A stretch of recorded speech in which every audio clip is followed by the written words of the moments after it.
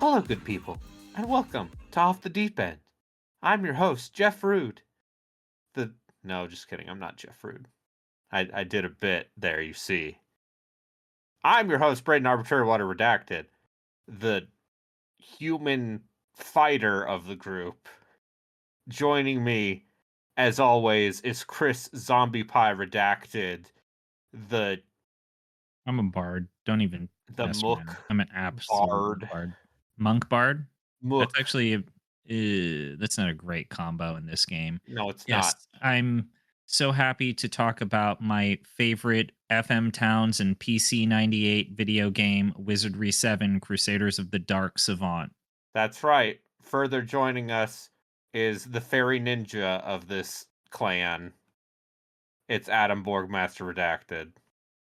Yo, what if the monsters had boobs and they're just hanging out? Yeah. That'd be rad. The PC98 has it covered, bud. We're not covering those games on this podcast, but you understand how to play mahjong games. If you wanted Hardcore Gaming 101 has you covered if you want those sorts of games. Yeah, but if you wanted to get like the cheat code for being a popular blogger now that you have your own independent website, start reviewing some mahjong games on the PC98. You'll get views. Oh wait, I was thinking of Wizardry 6. That's the one that's tits out. Yeah, Wizardry 6 has tits out. Okay. Yeah, so does Wizardry 8, actually. Oh, polygonal that time. But the Wizardry 8 boobs are polygonal. Yeah. So, and that's less good. Yeah, we're 2D guys, not 3D guys. Right, listen, I heard if you made Lara Croft do a couple backflips, you could get her to take her shirt off in it. Just go into Blender, make two pyramid structures, like put them side by side, and then you just start, just one-handed. That's what early polygonal start playing Tomb Raider. Like. Yeah. You need two hands to play Tomb Raider, though. It requires a decent amount of dexterity. You see they messed up there. Yeah. Only need one hand to play Galgun. Yeah, and that's how video games have changed over time. Speaking of video games that have changed over time, did you know that if you pay us money, you can yell at us about video games over time? That's right, we're on Patreon at patreon.com/deeplistens. People who pay us $3 get access to the Oji-san-cast, a roughly once per month anime watch-along podcast. This month, we're watching Martian Successor Nadesco, a wacky space comedy that very actively takes the piss out of super robot and sci-fi shows that were popular at the time. What were some super robot or sci-fi shows that were popular at the time? Like, very genuinely, in like the second episode, there is a very big Mazinger Z reference. Mm-hmm. Mazinger, I hardly knew her. Yeah. As Sheldon from The Big Bang Theory says, Mazinger. Oh, that's so close to... Okay. But today, dear listener, we are playing a game that I think that most of us enjoyed, respected, and kind of will speak fondly about. Yep, that's right. We played Wizardry a game. 7. We played Wizardry 7, Crusaders of the Dark Savant. We finally played a game in what one might arguably say is the last of the big CRPG Mount Rushmores. That we haven't tackled, definitely. So we've done... Yeah, because what would you say is the Mount Rushmore of like classic CRPGs? Okay, 4 of them. CRPGs? It's Mount Ultima, Rushmore? it's I'm sorry. Ultima, it's Wizardry, it's Might and Magic, and it's the gold box. You mean Yep. Hide? No, No, this fuck is you. CRPGs. No, these are real video games, That's on a computer. not your strange That's on a computer. PC-88 trash from the far Orient. I'm talking about Apple II, bitch. Apple II, you mean like the Oregon Trail computer? Yeah, Yeah. the Wizardry computer. What The about Rogue? primary place for people to play PC games until roughly the early 90s. Wait, no, so what is Wizardry actually? Okay, so Oh, boy. Wizardry came out in 1981. Wizardry is the traditionalist of the four franchises I named above. Wizardry has always been the arch traditionalist, where it Like has always been orthodox to a unfettering fault. dungeon Almost. crawler, first person, blobber. And that's pretty much it. Might and That first Magic game is was always more open and more streamlined. Ultima reinvented itself pretty much every single installment. yeah. Yeah. Wizardry was always kind of like the Dragon Quest of the CRPG. It was kind of always the same type of game. It was always the same sort of format of town, dungeon. Sometimes it was just one town in one dungeon. Eventually it became multiple towns next to What if the maybe dungeon was a town? yeah, there are towns inside dungeons, but it's town, dungeon, shop, inn, merchants, dungeon, missions, side quests, At everything's least, in the dungeon. yes. At least it was until the prior installment of this series. Wizardry 4, which we will undoubtedly play at some point because A good that one. game is weird and also strangely influential. Especially on Japan, i.e., Especially in from an Japan. atlas. Yeah. That's basically where Mega 10 came from. Or did they release in the same year? Wizardry 4 is Uh, 87, right? I think Early Wizardry 4 87 though. was 86, 87. Yeah, and then like Megami Tensei was 87 around there. It is So a similar, yeah. yeah, it's like what if Megami Tensei hated you more? Yeah. That's So Wizardry 4, The ve- Return of Wordna. very compelling.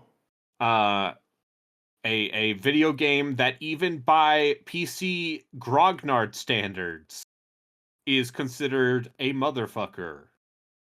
So I'm looking forward to playing it at some point. But we need to fast forward a little bit and talk about the Ballad of D.W. Bradley.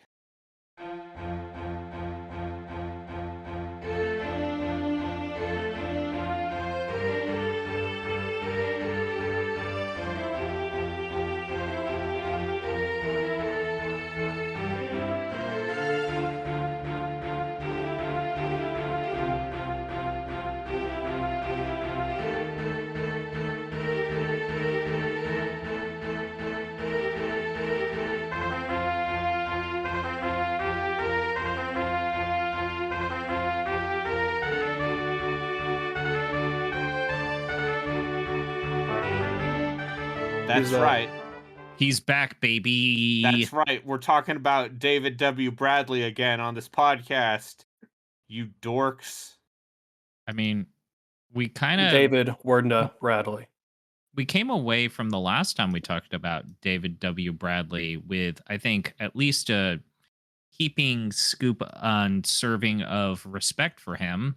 He Wizards and Warriors is not a perfect game, but it's something that is worthy of respect. It is a game with a lot of inspiration behind it, a lot of ideas, and basically to refresh the audience who don't want to go back and listen to our podcast from a year and a half ago.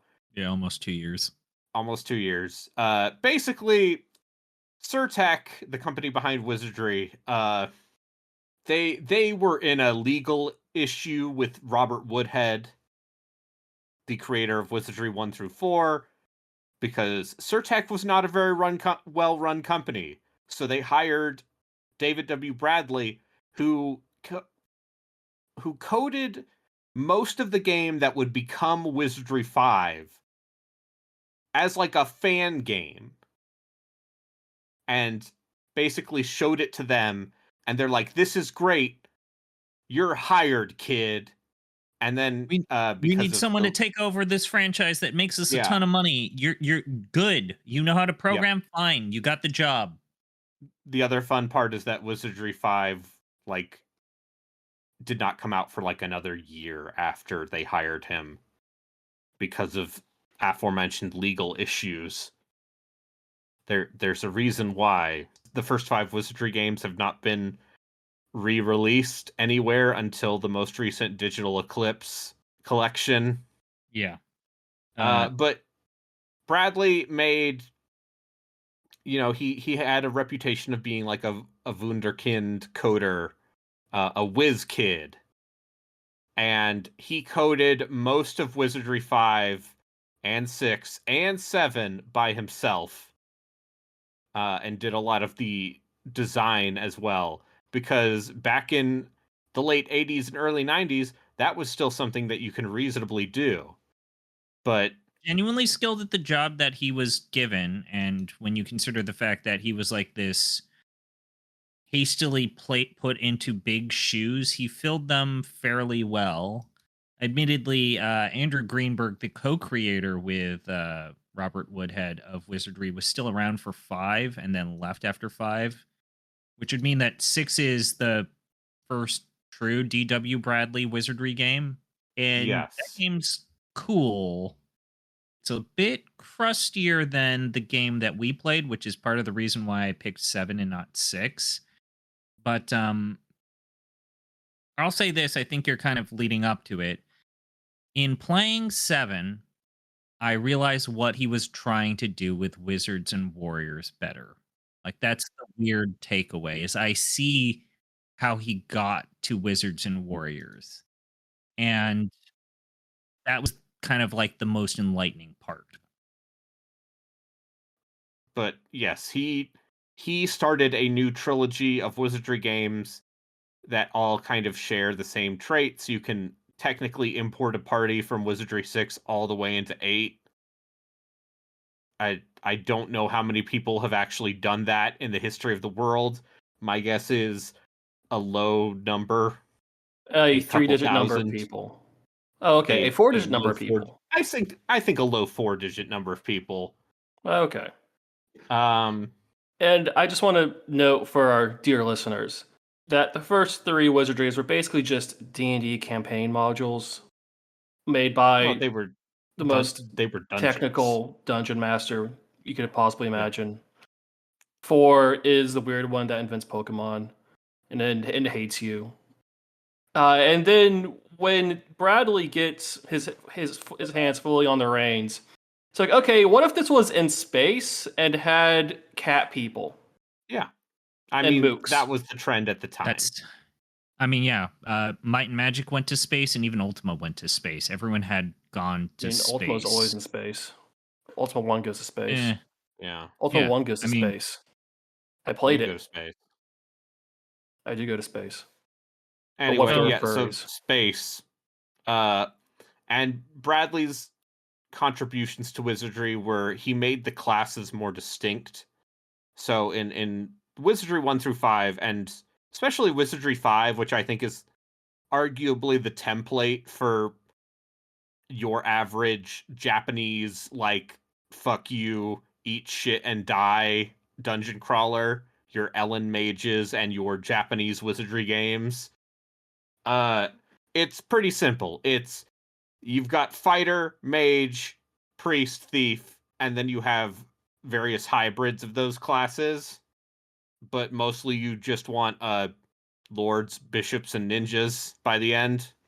Yeah, you have the character the upgraded versions of certain classes or the specialities that unlock after doing The hybrid certain versions things. that require you to either roll well or multi-class. Which clearly influenced Final Fantasy, because when in their later job focused games, they absolutely borrow that whole idea of like a progression from the starting classes into a more advanced class Yes. or an I upgraded class. I mean, if we're talking about job systems, Dragon Quest games like had a way more formal job progression tree with like multiple tiers by like Dragon Quest and Yeah. 6. So he makes the classes a lot more esoteric in Wizardry 6. So he adds 2 more spell books, your alchemy and your alchemists and your psionicists. And then in addition he adds the monk, the bard, and the Valkyrie. And also, yeah, there are cat people, dog people, Chewbacca people, fairies. There are certain classes that have esoteric ways in which they need to be unlocked. Valkyries, for example, can only be female characters, and you have to do different things in order to get some of those. Or you have to roll really well. You have to roll really well, or you have to do like a Byzantine number of things Class in order to changes, unlock and them. yeah, they're I would say while there are certain ways to make your characters inefficient, I don't think that there's a way for you to make like a character like genuinely terrible. Like all of these no. upgraded and merged classes are meant to be like, oh, we got a bag of tricks here for you to check out.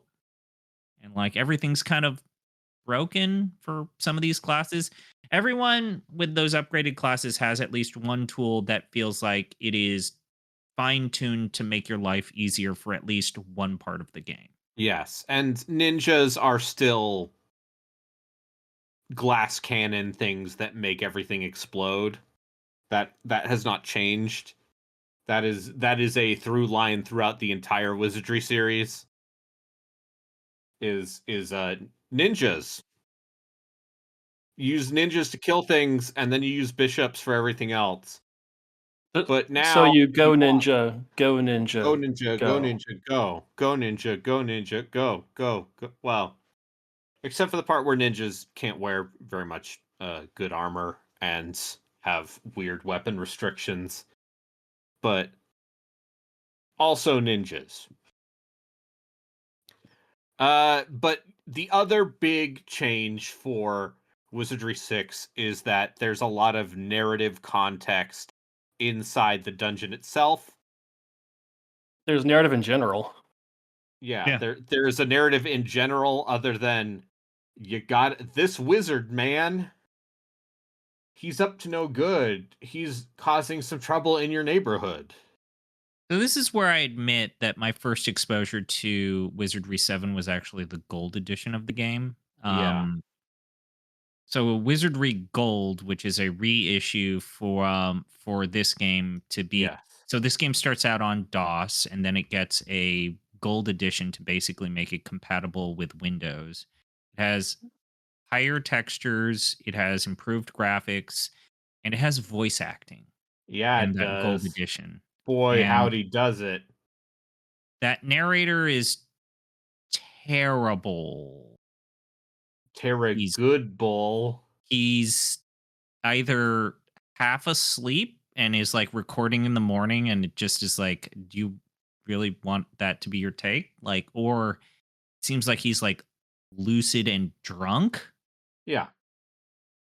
which I think that's what informed the narrator in Wizards and Warriors because boy, that's a Narrator in narrator Wizards who, and Warriors is fine. He's yeah, doing he's great. I'm just thinking yeah. in my head, maybe D.W. Bradley realized that the narrator in the gold edition of 7 was great. And it's like, I must improve upon that idea. And Yes. this time I'm going to have this old man actor really read like thousands of lines of dialogue that you'll sometimes never see. Yeah. The interface is better in the gold edition, and then it had an auto map feature in the gold edition, which you have to mod into the The game DOS if you version. play the DOS version of the game. Uh, Also, a note about the edition is you're not going to get it to run on modern computers unless you really put some elbow grease into it. You have to tweak around with it. That's the story of anything that was designed for Windows 95 and 98. If you've got DOS, you just figure out how to bolt it onto DOSBox. There's a reason why 95, 98, yeah. you've got to do a lot more work. Yeah, but generally speaking, it seems like people prefer the DOS version just for presentation reasons, because you missed the part where Wizardry Gold has some real fugly Windows 95 interface, and also the portraits are way more anime looking. Yeah. Oh no, also, not the anime. The reason Wizardry Gold exists is because, once again, Surtech, not a well-run company. You can look into it if you have the time. Are you saying that Nemesis, a Wizardry adventure, is not a classic? Well, listen, I haven't seen a certain adventure game playing individual play it yet, so I don't know. Maybe it's great. Who's to say? So maybe Nemesis, a Wizardry adventure, is a great game. Maybe it isn't. I'm saying that, like, despite making games that are widely considered classics, like your Wizardries and your Jagged Alliances, there's a lot of documented evidence that suggests that, hey, guess what? Surtech was not a well-run company. The Surotech brothers were kind of assholes, and the fact that the best game, your Jagged Alliance 2s and your Wizardry 8s, turned out as well as they did was a miracle. But don't worry, we haven't gotten to that part yet. You already know how this ends with Bradley leaving the company and making his own Wizardry 8 with blackjack and hookers, aka Wizards and Warriors. The real-time Wizardry. Oh boy. Yeah. Not really real time. It's complicated. We don't need to rehash that. It's like super hot. The super hot Wizardry. Yeah, super hot Wizardry. Which someone should make that. So the super hot devs, I have a pitch for you. So yes.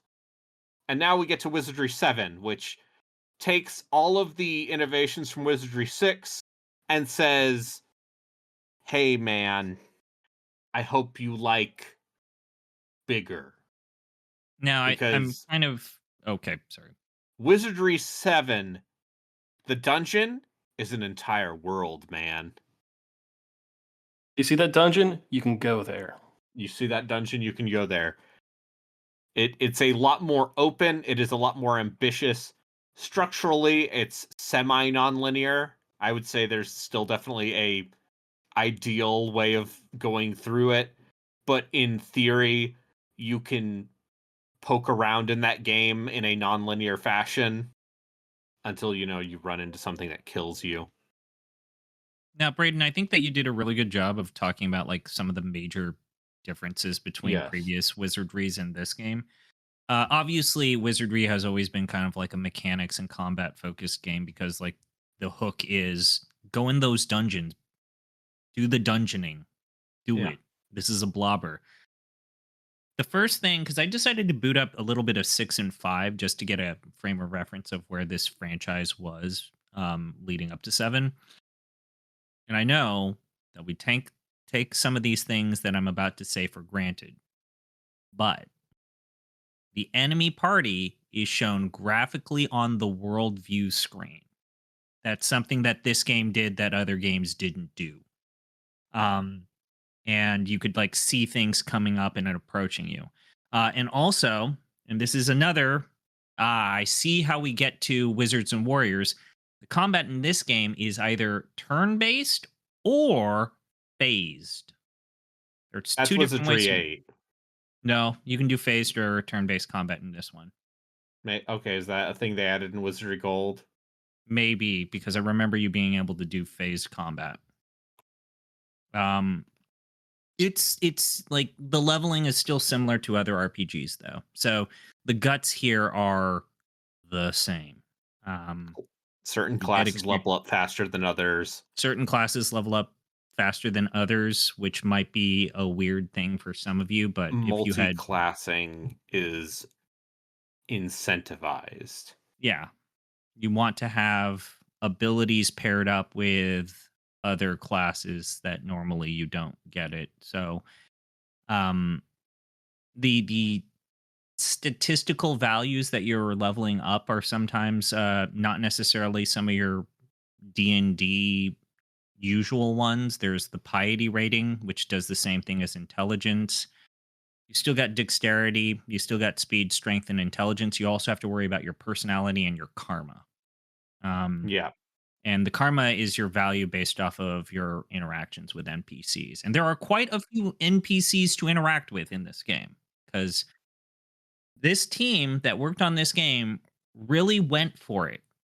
They were pushing the technical envelope with this game because the I world is would say massive. not just the technical envelope, but like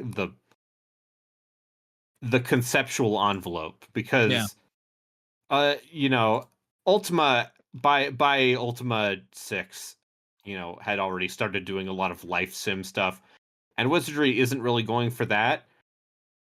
But what it is going for, and this is the thing that I think still stands out to me, is that in Wizardry 7, there are NPCs whom you will encounter in the world who wander around from place to place in, a scripted fashion, and will try to take key items before you do. And you can buy them off, you can do quests for them, or you can kill them and take the key items. And that is something that I don't think I've seen another game do outside of, well, we'll talk about it. And there are So, reasons for that. so you do the dungeon, thing's not there. You're like, wait, shouldn't the thing be here? Then you wander around until you find the guy. He's like, aha, I got it before you. And then you have to stab him. Yeah, then you have to stab him or do a job for him. And the game won't like tell you who has the thing if you It go and clear the You dungeon, need to right? ask around. There's a lot of asking NPCs for information in this game. There's a text parser, just like in Wizardry 6, and it's keyword based. And that's the other thing I would say about this game, is because it is ostensibly non-linear, you can get yourself into a lot of different things without knowing that you're dealing with them. A And nearly there are infinite items. number of ways to soft lock yourself. It's actually really hard You're to not soft lock. Yeah, and even then, you're not necessarily soft locking yourself. It is just there's an extra step for you to get the thing that you need to get. It's just figuring out where to go is a bit Yeah. of a problem. But I mean, look, at least the dungeons aren't like constantly and endlessly spawning new enemies in the environment. So when you clear them out, you do have a lot of room to just like search and Yes. and like search for things.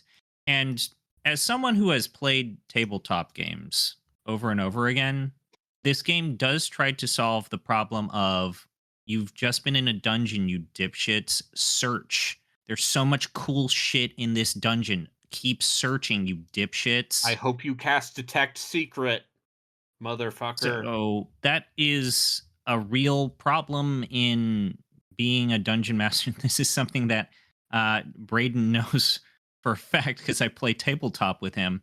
Is sometimes you really do hide the goodies in these locations, and either your party is or the people who are playing your game are tired or they don't remember.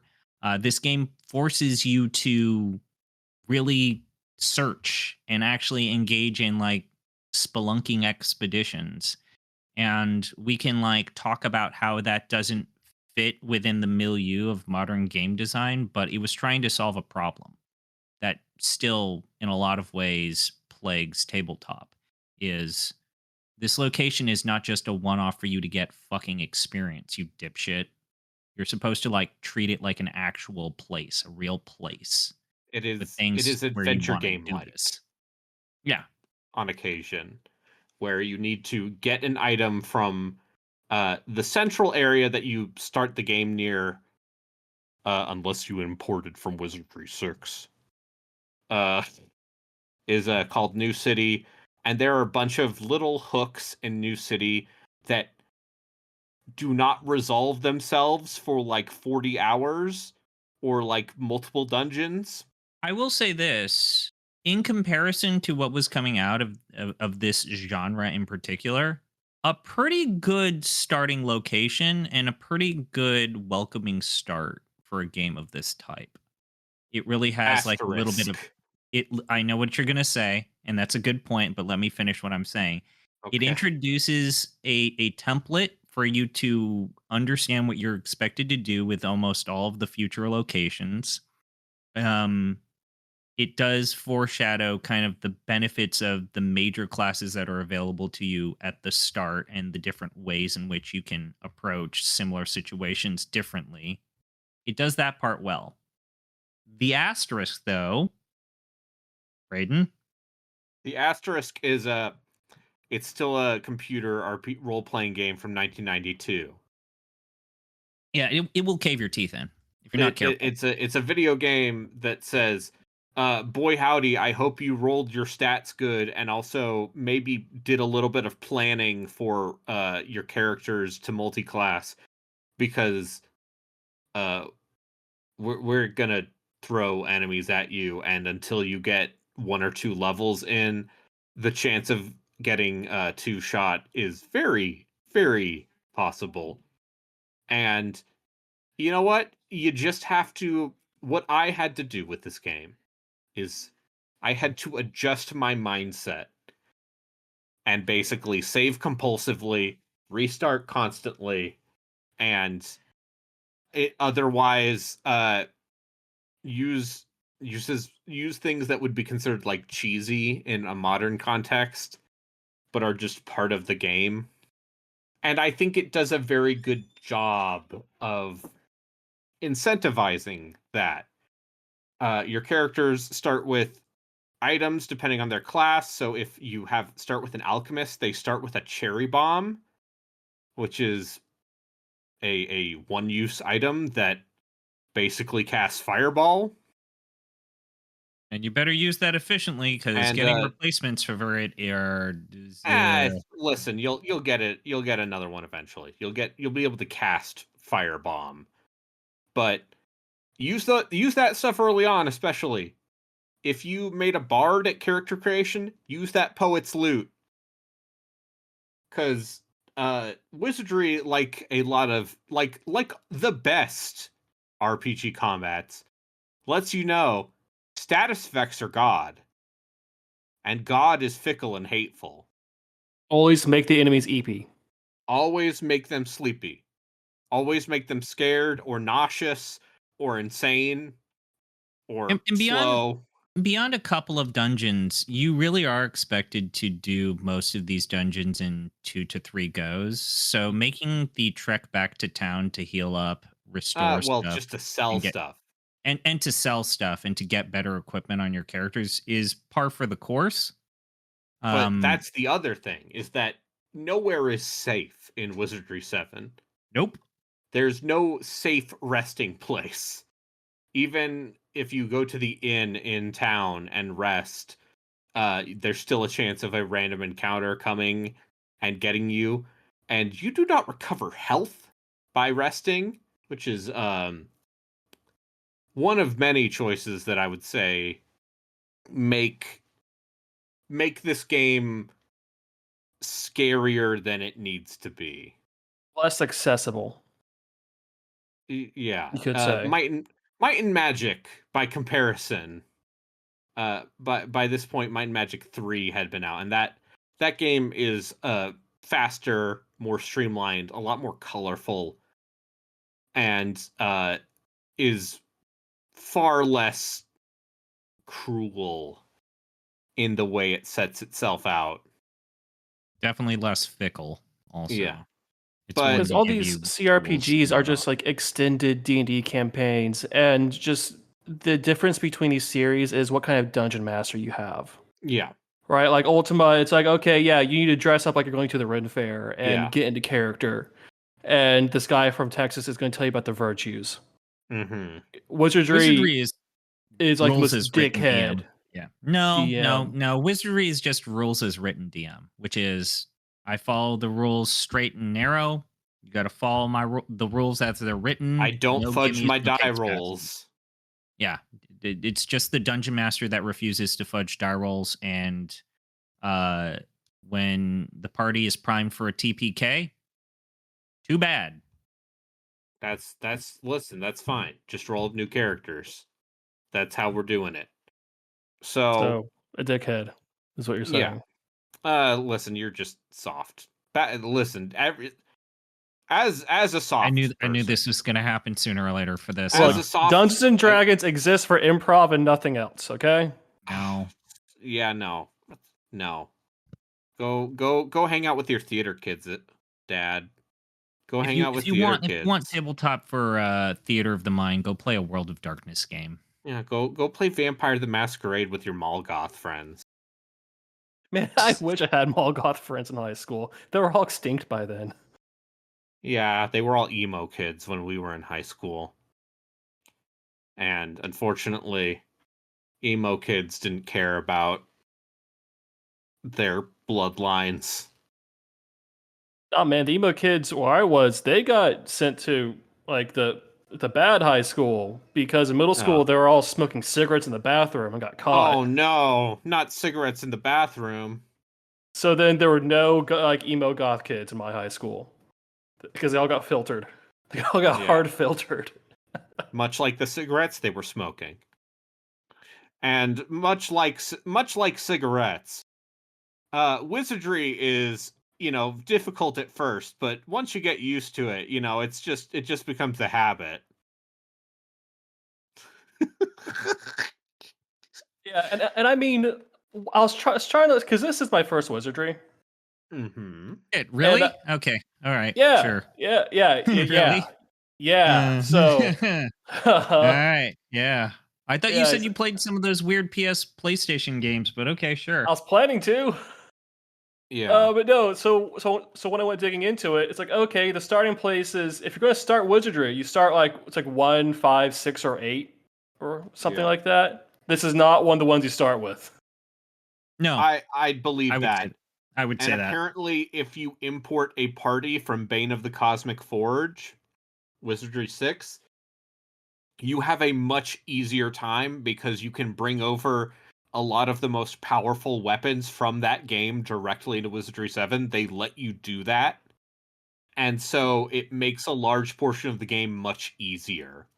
It won't fix everything, because Wizardry is a game where you can get fucked over if the enemy, if the die roll goes bad and enough of your party gets paralyzed or something. Like, What I were you going read to say? the full manual before Mhm. playing, and even then, there's an expectation that you know what you're doing already.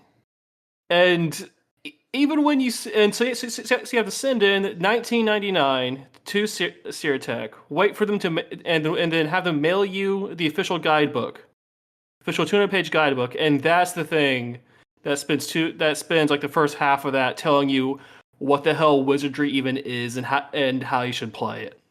Yeah. It's like when a fighting game has a practice mode, but then it's like, okay, yeah, you can press buttons, I guess. But it teaches you nothing about like the theory of it. Yeah. It just What, you weren't playing CRPGs in 1992 already? Yeah. Oh no, I wasn't playing. I did not play Wizardry 1, 2, and 3. So I did not have all of the traditional You spells weren't playing memorized by D&D? name. You weren't playing AD&D? I was not playing AD&D.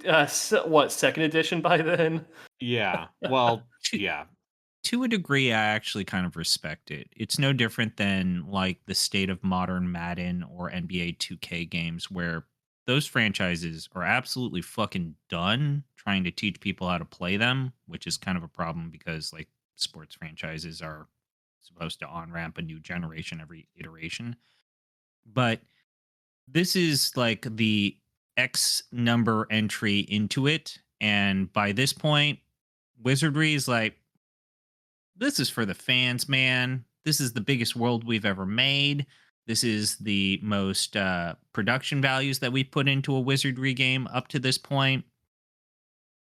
If you don't know how to play it, figure it out by ordering our manual or having your friend teach you. But we are making this game on our terms. And if you want to join the ride, great. But lest we not forget that this like, look, these are our rules and how to play the game. And some of these rules you're going to learn the hard way. This dates back to 4. So with all due respect, Borg, like this is part of the fucking deal with Wizard. Oh, I mean, Wizardry 4, the reason why it's so hard is because it expects you to have already know by heart the names of every spell from like the previous 3 games, and like what every monster does, like every monster type and what they do. Just Yeah. know all that by heart already. And No. yeah, if you do that, Wizardry 4 is not that hard. But I'm sorry, so- a game expects something from the player. just- I know it's a foreign concept. Just to you. live in the mid 80s and then put It's tens not- of it's not hours even into the that. first 3 Wizardry games. It's not that. It's really not that. It is, again, Wizardry is like, Braden, we played Dungeons and Dragons. Cast sleep. Just cast sleep. There are certain things here that really remind me of the classic era of Dungeons and Dragons, which is there is, one expansion pack or one adventure module that kind of sort of teaches you the mechanics, and it's like where you get your feet wet and you don't get like blasted into oblivion and demotivated to ever continue playing the game. But this is the 7th entry in the game. There are other franchises that really don't that also equally don't really care about like on ramping new players. And so maligning or holding that against this game feels both unfair and unrealistic because again, with 7, it is taking what has been done and attempted in previous wizardries and then ramping up the amount of production values and ramping up the scope and fleshing out the mechanics to be a tiny, if not at the time, significantly more modern with where the genre was going. So I'm fine with this game. Like it has mouse control. Yeah, it has mouse controls. Like, a lot of that is thanks to Quake, but I found I had to do it. I found the Scorpia review for this game from 1993. And for those that don't know, Scorpia was a female video game journalist and reviewer, basically the first celebrity or video CGW, game right? Yeah, for CGW.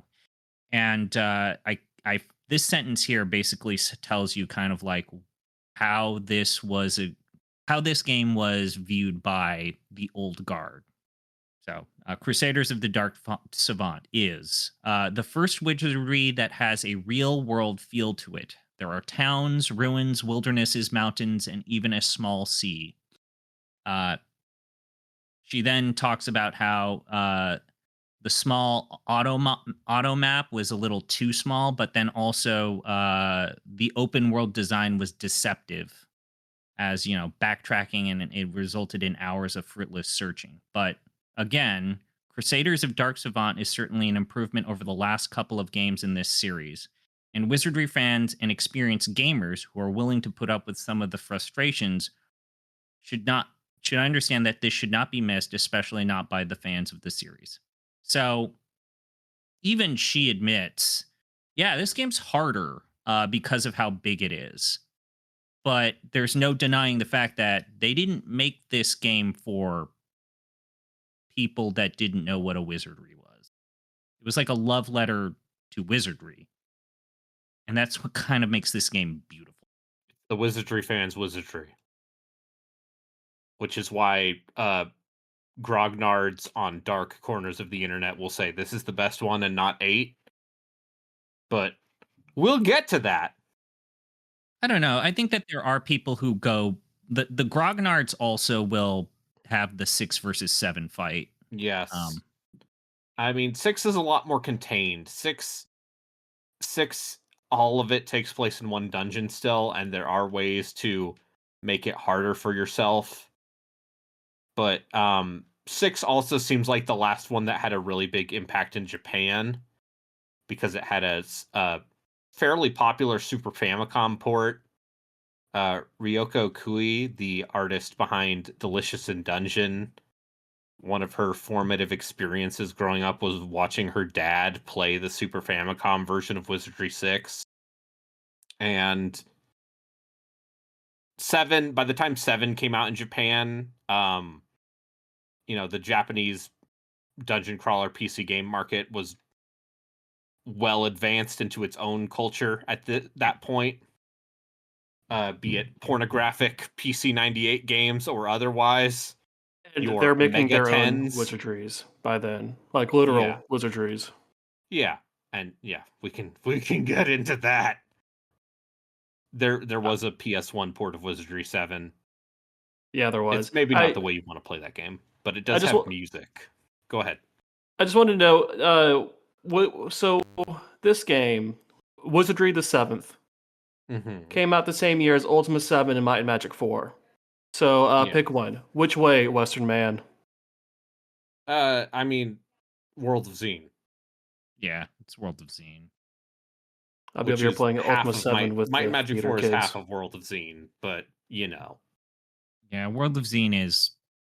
I don't know. There's like, man, I had more fun with World of Zine, but I World of respect Zine this is a lot game. more approachable than this game. You Yeah, can I respect I this game finished more. World of Zine as a teenager. Well, as a early 20 something, I think. In the amount of time I spent playing Wizardry 7 with no end in sight. And I think that speaks to a very different design philosophy with Might and Magic, where Might and Magic, even Might and Magic 1 and 2, which are both very grognardy by comparison, has always been the faster, more streamlined, less orthodox of the franchises. Even when Might and Magic 1 and 2 were doing the there's more than one town, there's more than one dungeon thing. I mean, Ultima 7 is also genuinely important and also still has things that are very neat and modern games don't really do No, because they would be too complex to implement in a modern context. only Richard Garriott could make a game like the Black Gate. Yeah.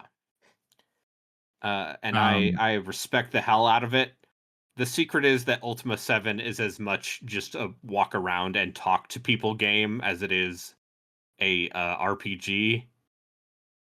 So if you want a more interesting question is how would I rank those 3 games? And it probably would be World of Zine, this, then Black Gate.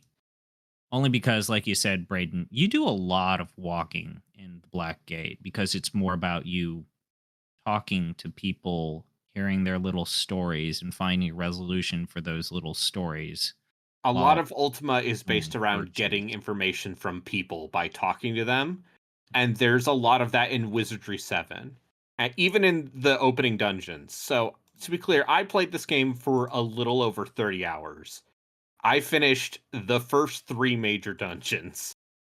I am in the 3rd dungeon for reference. I Yes, did I'm not in the finish 3rd dungeon technically. So you start out, there's an opening dungeon near New City. New City itself is sort of a dungeon.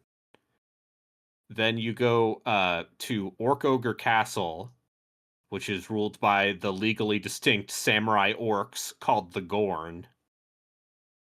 And then after that, you go to Monkarama, which is a sort of palace of enlightenment run by the monks, who are, philosophical monk type characters. That's why they're called the monks. MUNK.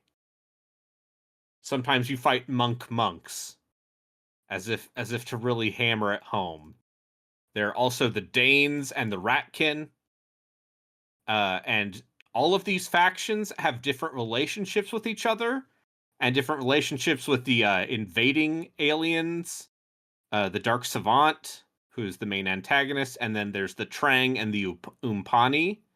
The Trang are spider people, and the Umpani are rhino men with guns, which I have to believe was taken directly from AD&D's Spelljammer setting, because there are hippo men with guns in Spelljammer called Oh God. are they called the Gorn?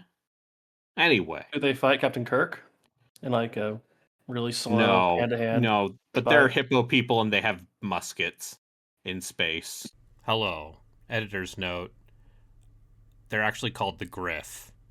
Now that I think about it, the only of like the whole crux of this game is like the world of wizardry is having to deal with this like onslaught of alien invaders from a different planet, and Who they've are all started, racing for pieces of the Astral Domine, yeah, they're all which racing is for this piece. the MacGuffin in this game, and the ultimate goal of the game is you want to get all of the pieces of the Astral Domine. And you can this is something that I didn't really interact with, but you can do is you can pick sides, and it will make certain parts of the game harder. But also, if you want to just say, you know what, I'm going to side with the Rhino Men. And you can sort of finesse your way through it without siding with anyone, but if you do that, then, the the spider people won't like you as much. Like most CRPGs of this time, don't be a centrist. Yeah. There's a reputation system. There's like a hidden reputation number in this game. It's wild, man. And a lot of that is happening behind the scenes. But also, the dungeons themselves are incredibly intricate. And I think that's something we experienced when we played Wizards and Warriors is Wizards and Warriors does not have a ton of dungeons, but the ones it does have are like very complex. And that game is arguably more impressive because it's doing it in a polygonal space. So in Monkarama, you need to go through several trials in order to reach enlightenment and get to the land of dreams. And that includes multiple multi-level floors, a mastermind puzzle, in case you want to remember Mastermind. It's the video game standby if you're not going to do a Towers of Hanoi puzzle. Yeah, it's either Towers of Hanoi, Mastermind, Anagrams. Yeah. Or sliding blocks. Or Oh yeah, I mean, there's a whole different. Sokoban. Sokoban is a. I don't even consider Sokoban a puzzle. I consider Sokoban a way of life. Sokoban is a dark god. Sokoban, just god damn it. Okay, yep. So there's some of that too.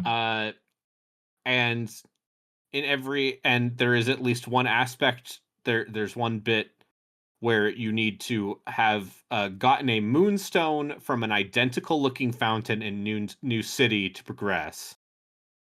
So if you didn't get the moonstone from the fountain in New City, you have to go all the way back. But because I was looking at a guide, I did not.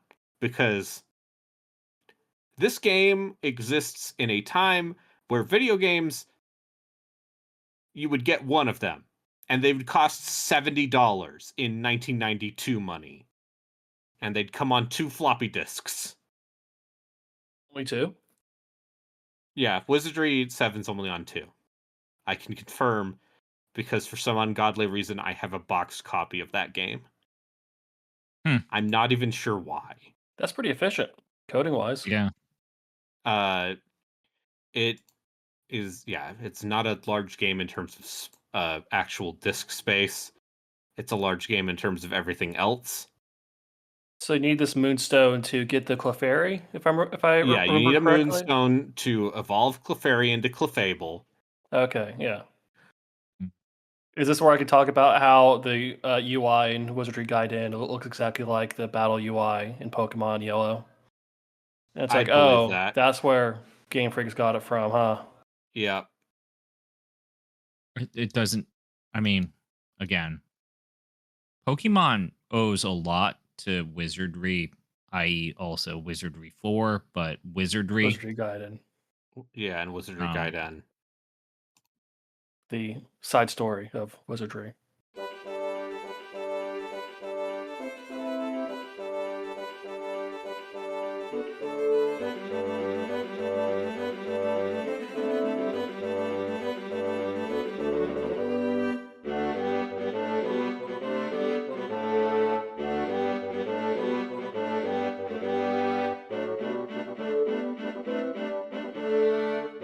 All right, let's talk about it. Shoot your shot, Borg. Tell me about Wizardry Gaiden.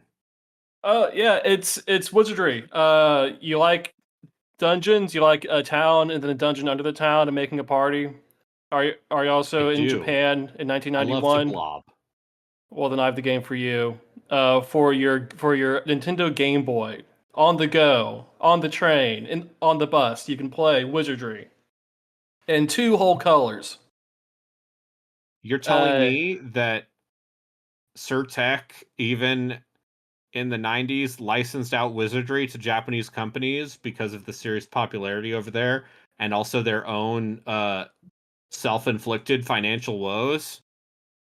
Yes, and really, after Wizardry 7, this whole thing becomes a JRPG franchise, essentially. Kinda, yeah.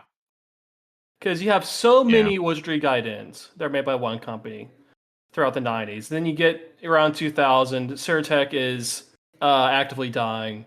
You get the Wizardry Empire games on the PS2 and DS. You get that Boost in Wizardry. I'll play that Boost in Wizardry anytime. That Wizardry be This boostin'. Wizardry be boosin', as the kids say. Okay. Yeah.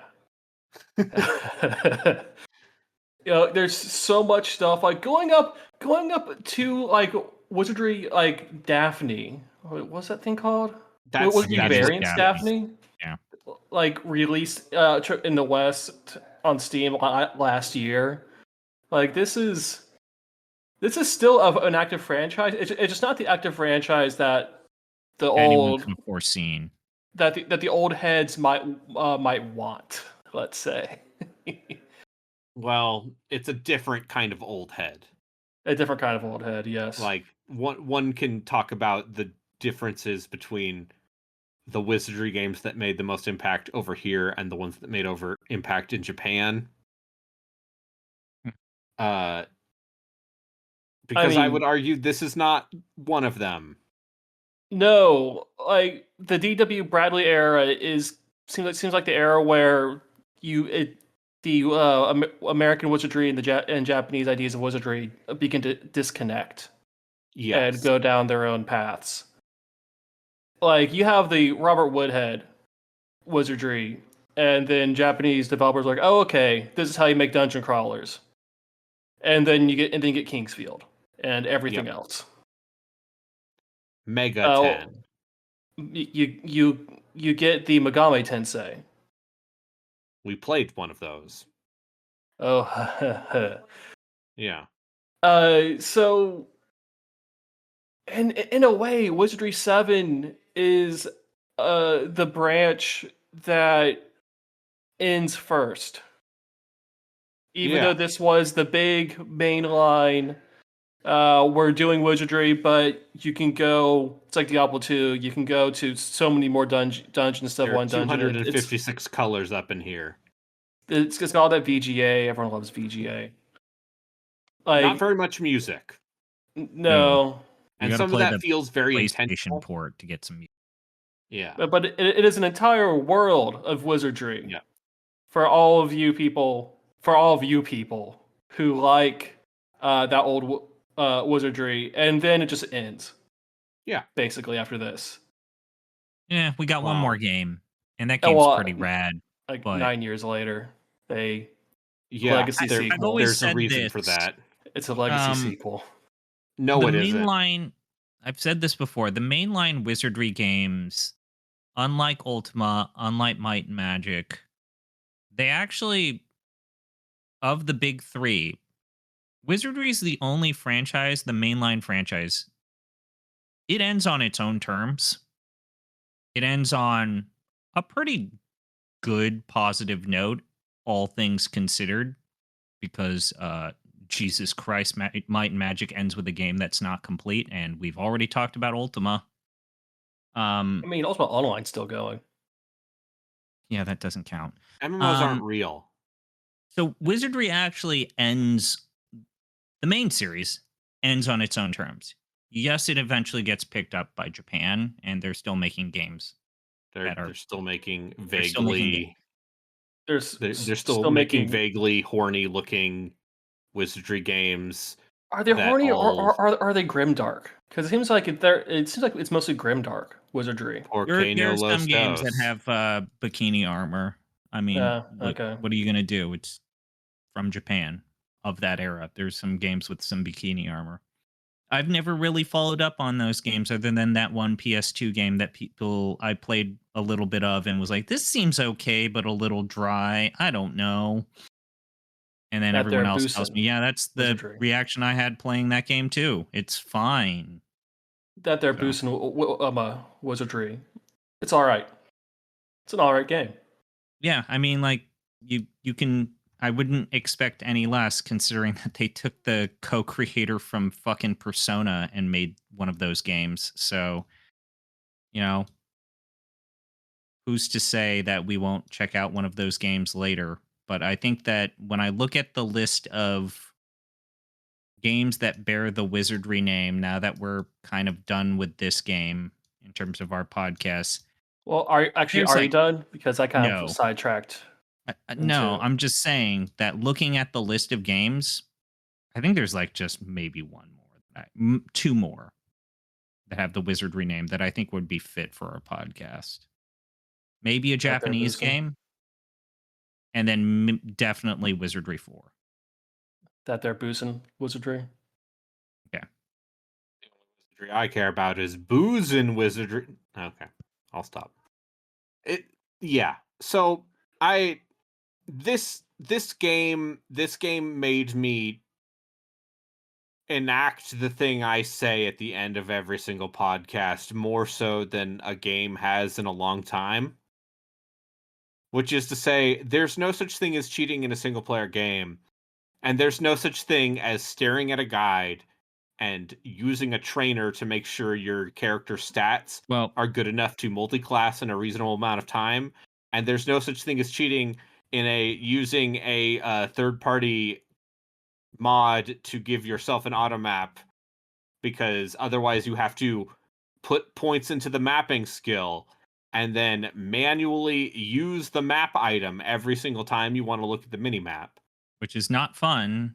Which What if you just feels like had that mini both a map deliberate there? choice and also the worst possible choice. Or you could keep a journal. Updated my journal. It is not a game that works in a modern context without these things. I'd like to think myself fairly durable as far as my willingness to engage with grognardery. I am over there with the old men. They are talking about Napoleonic war games or whatever, and I'm like, yes, I understand. Musket formations. Riflemen, am I right? Oh, yes, But the Napoleonic squares. Yes. yes. Yes, let me tell you about artillery. It's very important if you are Napoleonic wargaming. Wizardry 7 is there are parts of this game that I think are genuinely brilliant. I think the dungeons are quite inspired. I think Bradley's descriptive text is a bit florid and purple prosy, but I think the game has a decent sense of humor about itself when you are interacting with NPCs and like weird stuff. Like there's a very goofy sense of humor in the game. One of the later dungeons is literally a fun house, which of course also features a bunch of enemies that can do a bunch of horrible status effects to you. Like fun. Yeah, Mhm. fun. But there's no way I can recommend this to another human being because, man, I got other things I need to play. There was a moment where I was thinking like, yeah, I could beat this. I could play this for, let's say, at least 60 to 70 hours, maybe longer, and import a party into Wizardry 8. But And then I you want realized, and then I realized, oh, I want to play other video games because it's no longer 1992 and I have access to more than one video game every 6 months. And also, I don't need to call up a BBS to get hints.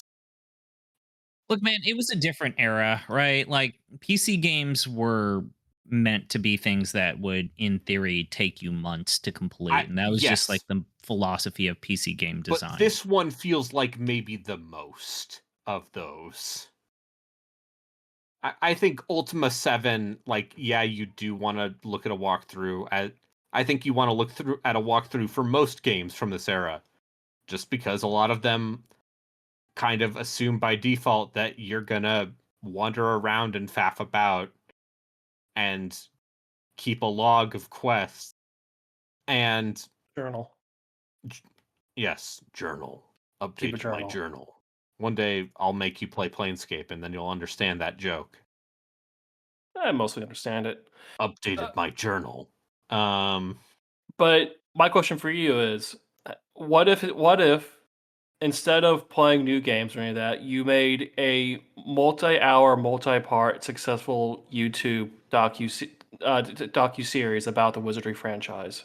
I've thought about that. The problem is there's not enough difference from Wizardry is not Ultima, and there's not a lot of material to be mined from Wizardry and the changes it made. Like this game is the most ambitious game in the series. It is too ambitious, one might say, and it's also like intentionally punishing and slow in a way that even at the time RPGs were starting to drift away from. Maybe at some point we'll play Darklands and be reminded of video games that were just like, all right, now spend the first couple hours grinding so you can go outside. But All right, so just to get across to our dear listeners, give an example of like a 10-minute chunk of gameplay, like all a right, 10 minutes in the life of a Wizardry in 10 7 minutes in the party. life of Wizardry 7, Crusaders of the Dark Savant. So as I said, I very much put myself in the mentality needed to play this game, and I had a great time. But basically, you are slowly crawling through any given dungeon or patch of land. The encounters in the game are semi-fixed, in as much as like a certain square will have a encounter in it with a range of potential enemies in it. And this is in addition to wandering monsters, which are actually fairly infrequent. And then you will engage in combat, and combat is fairly complex. You have different swing types with your different weapons. If you thrust, you have a lesser chance of hitting, but a higher chance of penetrating armor, so on and so forth. You can cast spells. You can cast spells at higher degrees of power, and based on your oratory skill, they have a higher or lower chance of fizzling out. It also costs more mana. You have individual mana for each elemental realm. So if you are a healer, for example, you want to get light mana earlier so that you can cast heal more frequently. Your mana is also heavily determined by your piety stat, less determined by your intelligence. Combat is done in rounds. You can hold the enter key to speed through all of the dialogue, which is essential if you want it to go fast, because this is the kind of game where both you and the enemy will miss each other over and over and over again. And that's just how it goes. And also sometimes the enemy will just save against your spells. And so the way to whittle down enemies is you want to hit them with status effects, as mentioned before, like sleep, nausea, paralysis, insanity, irritation, etc. And if you fuck up or the die rolls against you, The RNG goddess is fickle. and a character dies, you can choose to just there's just a button every round of combat that says terminate game. So if a character dies and you don't have an easy way of raising them, or you don't want to deal with the fact that characters permanently lose 1 point of con when you raise them, you can just reload. And that is baked into the assumptions made with the game. You can run from combat. It's unreliable, I would say. Because when you run from combat, your characters just take off in a random direction, several Yeah. squares. Yeah, and hopefully they don't run into another encounter. So in a 10-minute period, how many fights do you do? How many squares do you move? you in get any into given like 10 one or minutes? two fights in a 10-minute period. It is a deliberative game. Mm-hmm. And that is by choice, and I think the actual dungeoneering and like figuring out where to use items in a dungeon, a lot of that I think is actually pretty sharp. There is a certain amount of adventure game logic in play, but for the most part, when I read the walkthrough, I'm not going, "Oh, fuck you." Most of the time. There's some You, times where it's just like, "Here's an item from this dungeon. I hope you didn't leave it somewhere." Because you can't permanently get rid of key items. That the game is generous enough that you cannot sell key items, but you can just leave them somewhere. you are expected when going into a room in a dungeon to click on everything, pick up everything that you can carry, unload items that are sellable and loot trash. You are expected to like pilfer virtually everything in the rooms that's possible or reasonable. Which is not unheard of, even contemporaneously to this game. So that part's not that big. Yes. It- It's just I would say I don't know if it was deliberative in the lack of combat, or at least in comparison to the previous Wizardry games. Like there's a lot more combat in like 6 and 5, yeah. per dungeon and per session. I don't know if that is a limitation to they made the game world so big and they gave the AI routines and like the RNG part of it in the background like results in a not necessarily leisurely experience, but a experience that feels like there's less combat related or oriented grit, but it's a lot of dungeon tourism than you would expect from a wizardry game, which I didn't hate because it plays like an adventure game. I know we've said this Yeah. before. And yeah, it is built with the expectation that you are going to devote yourself entirely to the game in front of you in a way that just does not work with modern attention spans and modern design sensibilities. There is a world where I think there's like a Night Dive remaster of this game that addresses a lot of the pain points and makes generally like adds a bunch of quality of life and uh speed options And I don't think you would actually have to change much about the game mechanically, because the combat is doable. It's very, like, sometimes you will just get a bad encounter and have to reload, but a lot of the time you can still pull things out even if things aren't necessarily going your way. Uh, you you you should learn how to make your you should make every character be able to hide. That's my hot tip. Is everyone should have the ninjutsu skill, because being able to hide in combat is very useful. You can cast spells and not break stealth, and only certain enemies can target you while you are hidden. So the official guidebook says that advanced players should have everyone have a lot of magic, Yeah. so that as you level them up, you can just turn all of your characters into walking nukes. Yes. I think That's correct.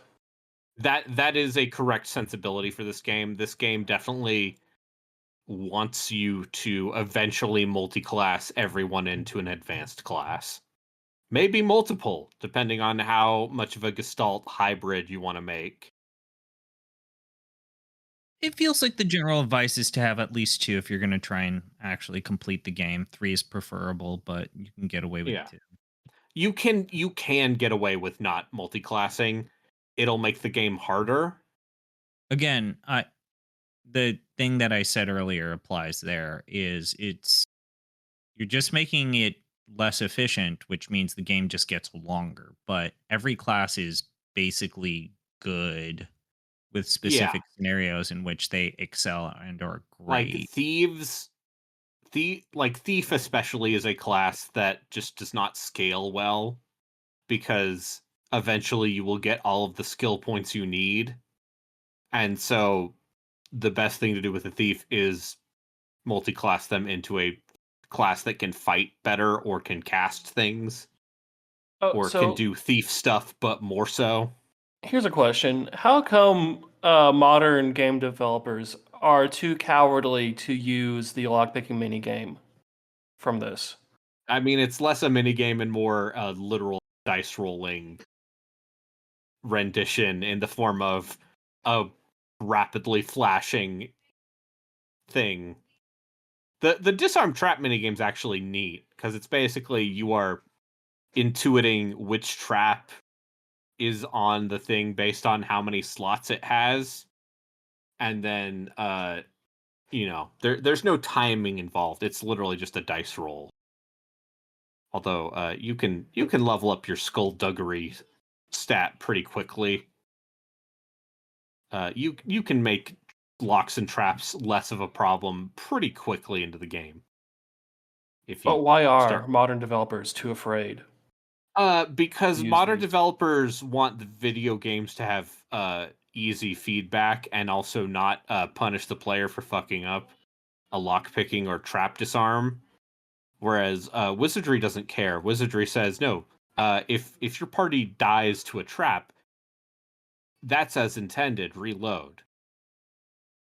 Whereas you see now we have soft little babies who don't like it when the video game forces them to go back to a bonfire. So you see the obsessive quick saving that makes the wizardry experience what it is. That's just what video games were in '92, man. So you're saying that From made gamers soft? I'm saying that FromSoft made, yeah, From Soft. It's right there in the name. You ever think about that? Yeah. So like Elden Ring is for babies. In I comparison, mean, Elden Ring. for babies. Yeah. I'm saying Elden Ring is for babies, and the biggest baby of all are the For the people people who who play Elden Ring entirely fueled by spite with a giant rusty anchor. Not to name any names. Uh, but I'm saying that if this game was more accessible and was more popular, I think you could have really gotten some influencers over, let's say about 5 years ago to be like, is this game the Dark Souls of computer role playing games? The same way yeah. they did for Crash Bandicoot. Though they would be confused because the parry button doesn't have like any kind of timing component to it. No, there's no parry button in this game. I thought it's like parry and then you can dodge or Well, it's dodge, guard, and rest. yeah, and like parry is like the menu option that takes you into that sub menu, right? Yeah, Yeah. yeah. So there's no timing involved. There are just 3 different defensive options. Guard you is see- basically counterattack. Dodge is increase AC, and rest is, oh god, I really need to get stamina back.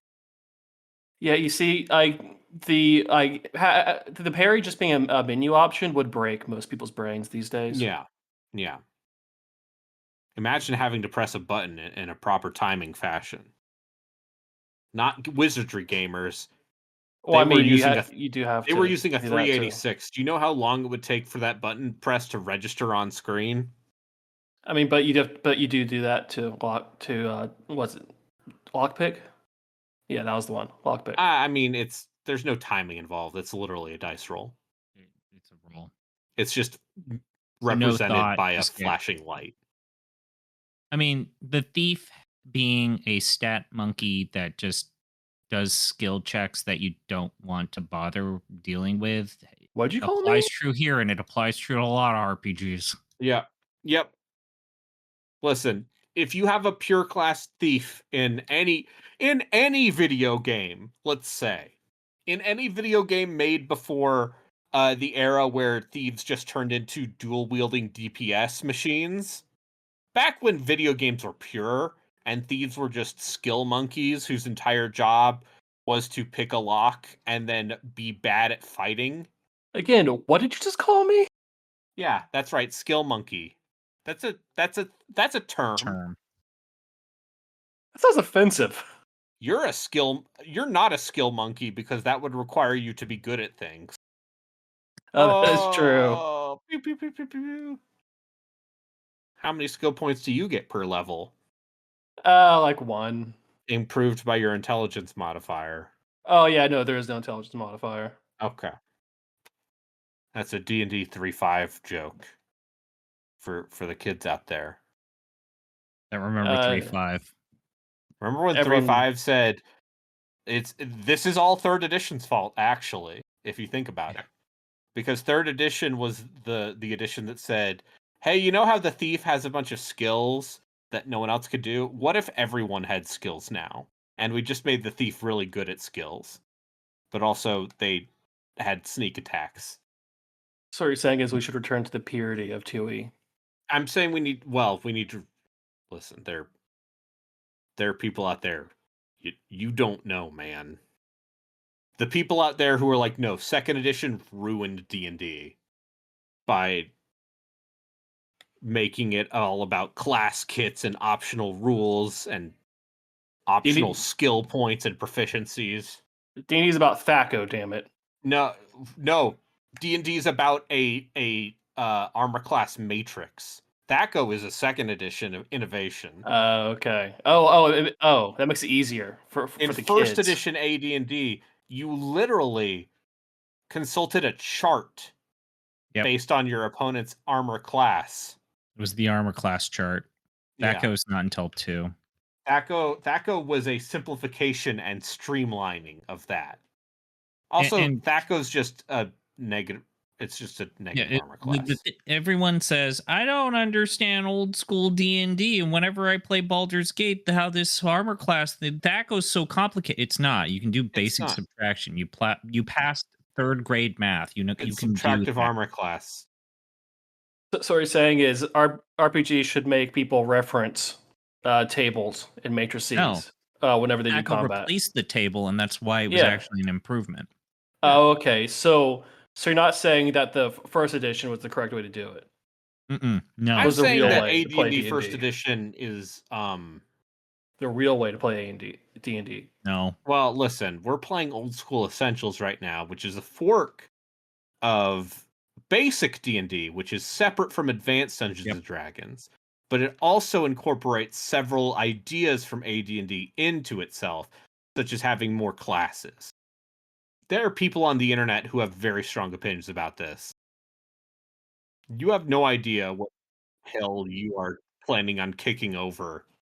There's going I to be a remember then there was basic 55-year-old set man and then BX who version and emerges we from a crystal amulet, and he will tell you with all sincerity that tabletop role-playing games and their video game adaptions were forever ruined because female characters no longer had lower strength caps than male characters. The females. Females. The females. Y'all females.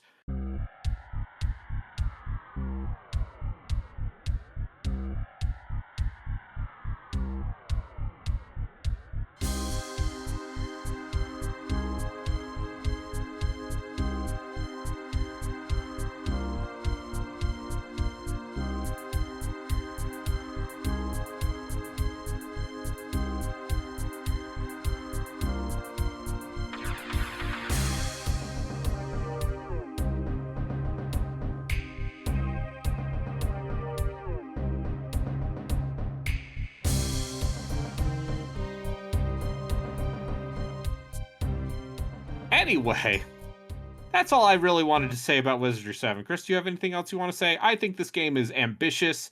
I think the getting into the zone with this game and playing it, is this a vibe piece? This is a vibe piece. I it's a felt little like bit it of a was vibe piece.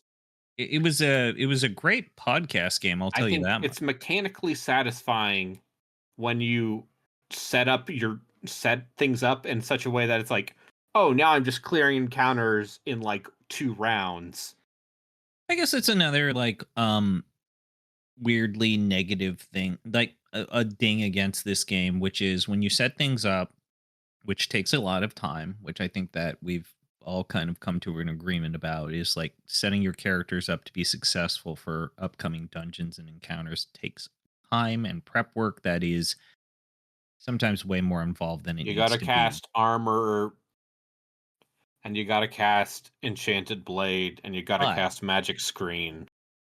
when you do prepare your characters and they have all of the tools in the toolbox to use, because the encounters are not necessarily sparse but spaced out, you are either struggling or you are murdering everything in the room. And there's really no like in between. There's a reason why spell points are the most important currency in that game. It's not hit points, it's spell points. Because if you have multiple casters who can deal with large groups of enemies, either with AoE damage spells or status effects. And I know you streamed it only briefly, but basically my experience echoed yours. The hardest this game gets is in the very beginning when you don't have a ton of spells. And eventually you kind of like the difficulty falls off the face of a cliff. And then slowly but surely you're walking back yeah. up the cliff. And it will Yes, get and to then be it where it's plateaus hard again. back. But Because then the game starts throwing enemy spellcasters at you. And so it turns into a game of you need to incapacitate them before they incapacitate you. So, but there's that fairly long period in the middle where it's a cakewalk and you're just murdering everything. Yeah, and I didn't even get to like the hardest parts of the game, supposedly. And I just found myself reading the tomes of knowledge and the lore that they put in there. Yeah. And it's mostly well written. It's mostly good. It's tongue in cheek. It's goofy. Wizardry is goofy, man. Like the series has always been goofy.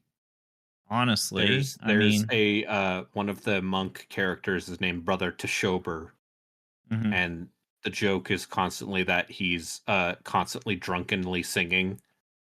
I mean, I remember that Oski Entertainment did the translation work for Wizardry, and something that they always struggled with was all of the puns and the jokes in Wizardry that basically are written by Americans for Americans. And so I think in one of those games, there was like the story is, and I think that it's even on the Wikipedia page for the series, that there was an item that you have to pick up called the Blade Cuisinart, Hmm. and it's a Yeah. legendary sword made by the famous blacksmith Cuisinart. Yeah. But they didn't know how to translate the word Cuisinart because the company didn't exist in Yeah. Japan, Cuisinarts weren't a thing in Japan. and so all of those puzzles, all of those like weird like word problems and like return to wordna made the Yeah. game even basically Yeah. impossible to finish in Because you Japan see because the whole they translated because you see literally. Cuisinarts, it slices, it dices. It was a brand of food processor. There are actually enemies in Might and Magic 6 that are called Cuisinarts that are difficult, tough enemies. I mean, there has to be a Japanese equivalent brand that if they had no that they could have Yeah, but I'm cracked. not sure they understood that. Yeah, Oh, I don't think they understood what is a Cuisinart. What the fuck? Just put Yeah. And whatever. yeah, the other weird thing is that no game completely followed up Wizardry 7. No, Wizardry because eight 8 is its own thing. is Wizardry 8 is very much a sequel to Wizardry 7, but it's not nearly as ridiculous with its multiple NPCs and key items, and uh it is still somewhat nonlinear, but the number of MacGuffins you need to deal with are much lower. Uh the overall goals it gives you are easier to parse, and also it has, a quest log, and when you right click things it has tooltips because it came out in 2001. in a way, Etrian Odyssey 4 is Go somewhat on. a follow-up to Wizardry 7 because it No, it isn't. also takes the multiple dungeon open world. You can, if you see the dungeon, you can go there thing. If you want to argue Okay. that Etrian Odyssey 4 is the Wizardry 7 of its series, I might be willing to take that argument.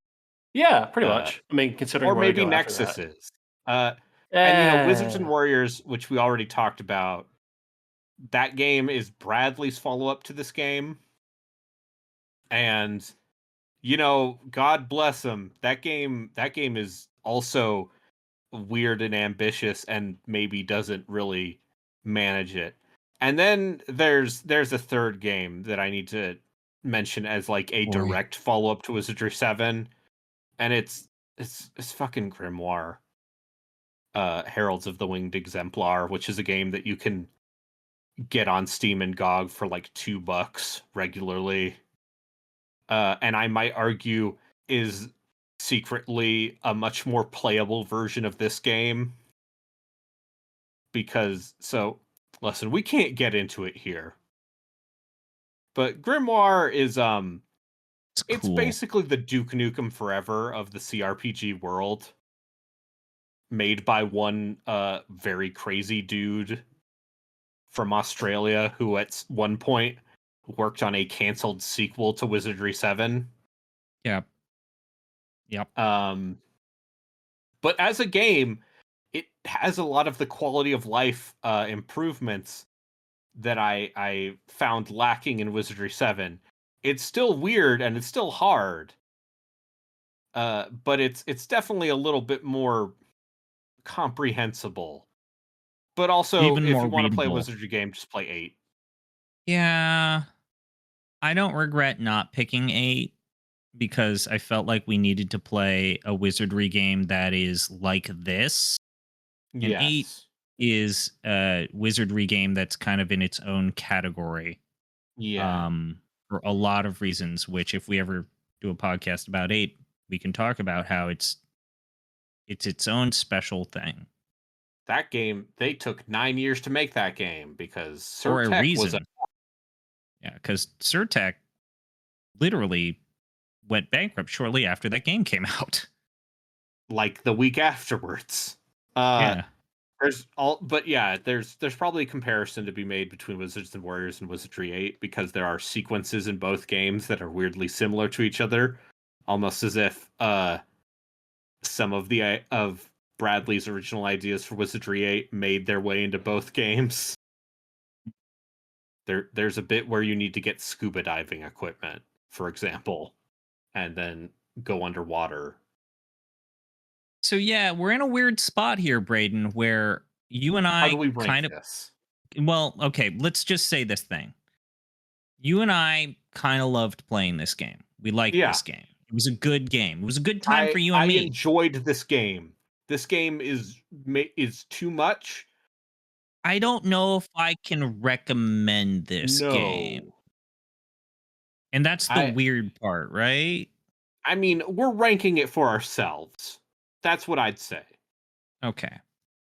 But also, like, So- I think this game is brilliant and in spots, and It's like special. It's a special video. genuinely ambitious and smart. But also, it's even by the time it's slow and it's hard and it's intentionally kind of obtuse. To a fault. Yeah, definitely. So, Okay, is so- it better or worse? Go ahead. So just off of that, where to start on this list? How does this compare to Hybrid Heaven. Biomotor Unitron? It's Well, better than Biomotor hold it. We need Unitron. to start with, is this Bit- the top 3 games on our list currently? LY/OTD rank for those of you. bit.ly/OTDE rank. Number 1 is Might and Magic 6th The Mandate of Heaven, a much more playable and comprehensible game than this. Similarly ambitious. Number 2 is Suikoden the First. Number 3, Xenosaga Episode 3, Der Wilsermacht. Episode 1. You said 3. Yeah. First Okay, I one. said 3. 3 was a bitter disappointment. I just want to put that We'll out get there. to 3. We'll get to Xenosaga 3.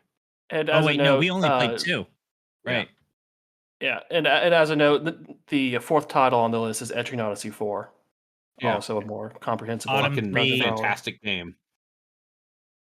Actually, my let's favorite get- in the series. Yeah, so 1, 2, 3. Yeah, 4 is Etrian Odyssey 4, and then 5 is Grandia 2. At the bottom 3, number 82 is Unlimited Saga. Number 83 is Hoshiwo Mirohito, the Famicom game programmed by clowns. And then number 84 is Descent to Undermountain, probably forever, unless we find a game that was shipped in a less functional state, which maybe we will. If we get 70 patrons. We Is it know of a 60? game.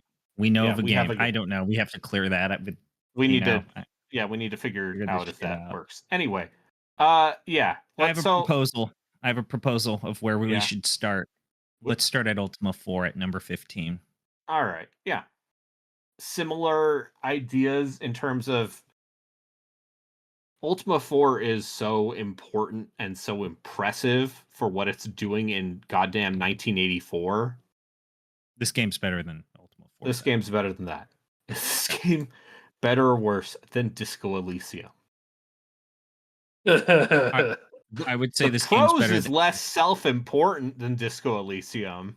I would rather play this game than Disco Elysium. And I don't feel bad at saying Is this that. game better or worse than Arcanum? Oh, yeah, this game's better than Arcanum. Both this and Arcanum are too ambitious Huge for in their own scope. good. Yep. I think I prefer. I guess this game to I Arcanum. like playing Wizardry more than I like playing Arcanum. Okay, Ogre Battle 64. Would you rather play this or Ogre Battle 64, Person of Lordly Caliber for the Nintendo 64? Yikes. Ogre Battle 64, a game that I think is also slow to a fault. And also obtuse and doesn't explain and also its shit obtuse to you. and doesn't explain a lot of the most interesting aspects of itself. Now, are we appreciating Wizardry VII in the right way? You don't like it right. You know what? It would be a form of flattery if someone said, you guys didn't enjoy this game the right way. Also, I'm a 55-year-old man who emerged out of a cursed amulet to tell you that women are the problem. Oh, Christ, Braden. Let's go with this. I think I like this game's better. Okay. Now we're gonna deal with the real generation gap. Is Oh shit! I just saw what's next. Okay, all right. So You say it. so You who say it. bathes Or less? you got to say it. Okay. No. I have a question. Who showers less? The old grognards who would Oh play god. Wizardry 7 for hours, or Undertale fans? I mean, Undertale fans, they're all 25 now, and they're all Yeah. entering the workforce. Whereas Wizardry 7 fans Are in the retirement home. are in the retirement homes. They're on And, AARP. you know, their nurses often will shower them. All right, so you're saying that the Wizardry 7 fans smell worse than the Undertale I'm fans? saying that Okay. I think it would be very funny if I said this game was better than Undertale. That would be I don't know if funny. I believe it because I think Undertale is great. I don't know, man. I would put this below Undertale. Undertale is a sharp, singular experience that also, unlike this game, is finishable for people who do not have obsessive levels of hyper focus power. We do not live in Okay. 1992. Yeah, I would put this at our new number 12. That's fair. How do you feel about that? Feel good about that. I support Okay. that. I have no objections to that. All right, congratulations to our new number 12, Wizardry 7 Crusaders of the Dark Savant. Borgmaster, it's your pick. It is my pick. So I was thinking, what if we played a good dungeon crawler? Mm-hmm. You- So, You know, entering from Odyssey the 5. 90s. That's actually a regression from Entering Odyssey 4. No, It's, I think I've come to appreciate 5, even if it is a bit of a regression.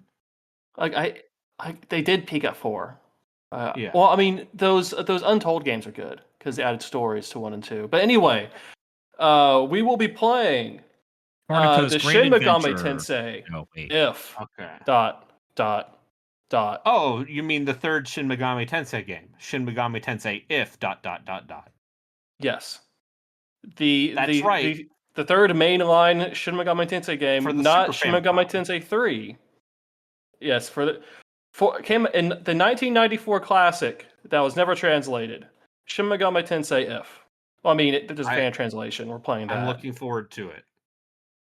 The secret prototype for Persona. For Persona, basically, it was the first spinoff of SMT. Yeah. This is where they got When to did spin Majin things off. Tensei come out? Pretty after. That came out on the SNES.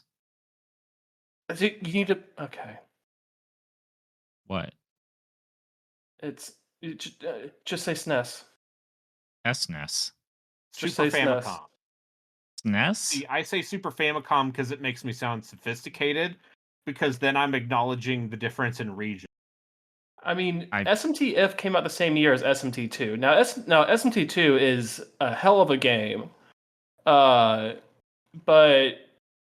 I do not think that Off the Deep End would appreciate it the right way. I mean, yeah, I've never enjoyed a Shin Megami Tensei game. We've never enjoyed Shin Megami Tensei games on this podcast, especially not main series game. We've never enjoyed them.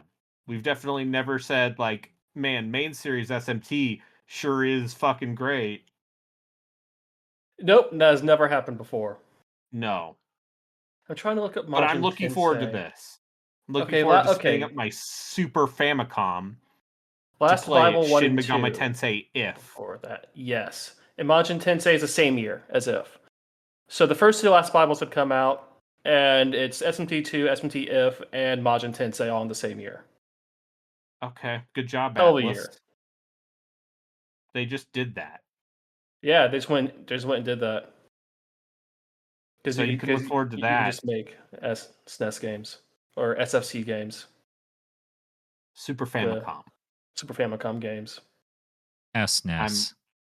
It's anyway. SNES or SNES? Which one is preferable? SNES. SNES. SNES. Okay. SNES. Anyway, we'll be looking at the Shin Megami Tensei If and all of the endings. We're all going to do multiple runs where we do all one the of us endings. is going to do chaos, one of us is going to do law, and one of us is going to do neutral. There are more endings than that. Oh, this is the first one with more there are than way more. 3 endings? There are way more endings than that. Okay, then I'm going. Okay, then there's the ending where you destroy the world, the true fiend ending, but you can recruit Dante if you do that. Yes, Dante from Devil May Cry. Yeah, featuring Dante from the Devil May Cry series. Yes, this 1994 game. But no, you do have the true ending does require New Game Plus, I believe. So Okay, I'm not doing that, but also it's a short playthrough. But also, I will play this game. I'm very excited to do another dungeon crawler that's mean. Well, on this one, you can talk to the enemies, and they're mean. They're mostly jerks, but you can talk to them. What if you could talk to these creatures? And they're like, "Hey, give me some money. Give me some maca, nerd. Give me a life stone." And then you just do it until they join you or they don't. Yeah, they're like, "Hey, give me some money, I'll join you." And you give them money, and they're like, "Ah ha ha, nerd," and they run away. Yeah. Yeah. I'm looking forward to it. Thank you, Chris. Thank you, Borgmaster. Thank you to SuperSex420 for our theme song, Halfway. You can find them on Bandcamp, a place where one listens to music, I'm to understand. Thank you, the viewers at home. Thank you, D.W. Bradley. By the way, if the only picture I've seen of D.W. Bradley, like, it seems like he's a fairly private individual, is from the early 90s, from an era of CGW, and boy, he's got a mullet and a mustache, and he looks like a cool dude. There's no such thing as cheating in a single-player game. No, there isn't. I was going to say, I probably could shove Richard Gere into a locker, but not D.W. Bradley. No, D.W. Bradley probably knows kung fu. He knows karate, because the thing is, both Bradley and Robert Woodhead were turbo weebs in like the 80s. Like they both lived in Japan for several years. And that's why samurai and ninja are classes in wizardry. And they study the blade. I wouldn't mess with them. Yeah, they studied the blade. And you can too. But bye. Oh, we didn't do where we're at. Never mind. Oh, you can find he's on the twitch.tv/ fifth generation gaming. Yes, and you can find me at fifth gen gaming at bluesky.social. Give me engagement. Give me the engagement. Give me the engagement. Give me the engagement. You're already married though. Not that good. Okay, whatever. Gotta monetize the teens.